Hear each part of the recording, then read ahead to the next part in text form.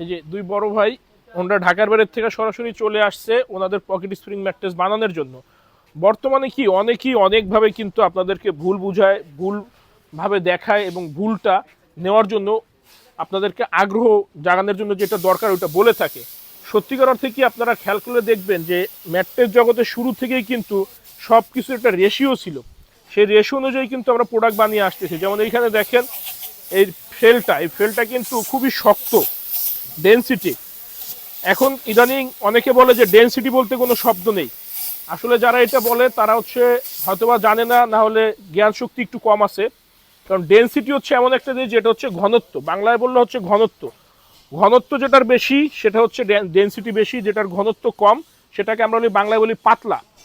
তো পাতলাটাকে বলা হয় পাতলা, ঘনটাকে বলা হয় ঘন। তো ডেনসিটিটা ঠিক একই জিনিস, যেটা ডেনসিটি বেশি সেটা হবে শক্তপোক্ত, অনেক বেশি প্রেশারের জিনিস বা ঘন জিনিস। আর যেটা ডেনসিটি কম থাকবে সেটা হচ্ছে কি আপনার নরম জিনিস। তো একটু বুঝে শুনে ক্রয় করেন। বিভিন্নভাবে বিভিন্ন রকমের কথা বলে আপনাদেরকে মোটিভেট করবে ম্যাট্রেস নেওয়ার জন্য বা বিভিন্নভাবে ঠকানোর চেষ্টা করবে। আর বর্তমানে কিন্তু দেখবেন অনেকের নিজস্ব ফ্যাক্টরি নেই, পেজের মাধ্যমে অন্য ফ্যাক্টরি থেকে কমিশন বেসিস মাল নিয়ে বিক্রি করে।